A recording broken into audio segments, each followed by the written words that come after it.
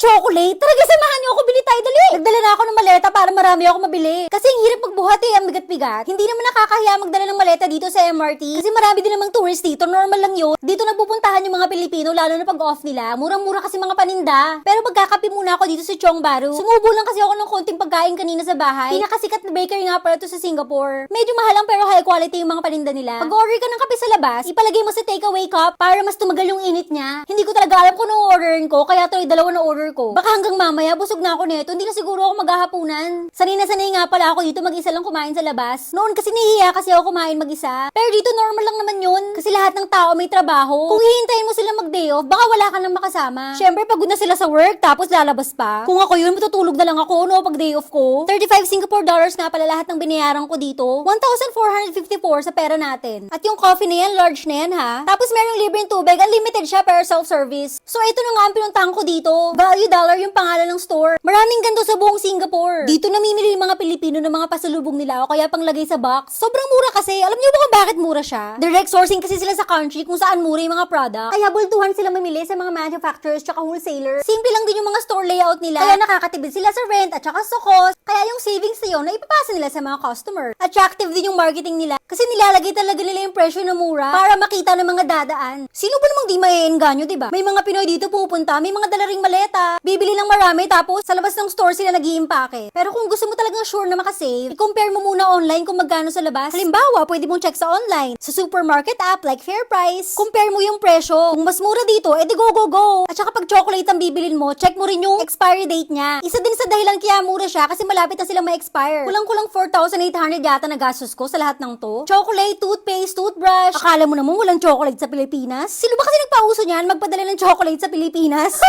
Facial wash, pang-ahit, salon pass. Alam mo naman sa Pilipinas, masaya na sila pag nakakita sila ng kakaiba. Mga OFW, alam yan. Kaya kung meron kayong kamag-anak na OFW nagpapadala sa inyo, sana huwag niyo ibenta yung mga binibigay nila. Huwag niyo rin sanang laitin kasi hindi niyo alam kung gaano kahirap magbitbit. Kadalasan isa lang ang day off nila. Tapos igugugol pa nila para lang may maipadala sa inyo. Not to mention yung hirap ng trabaho nila. Marami sa kanila gusto na mag-quit o kahit magpahinga lang sana kaso lang di nila magawa kasi iniisip nila yung pamilya sa Pilipinas. Marami din silang gustong bilhin para sa sarili nila kaso lang di na nila ma-afford. Tapos marami rin nagpo-for good, mahirap pa rin. Shoutout sa mga OFW dyan. Ang dami kong kuda.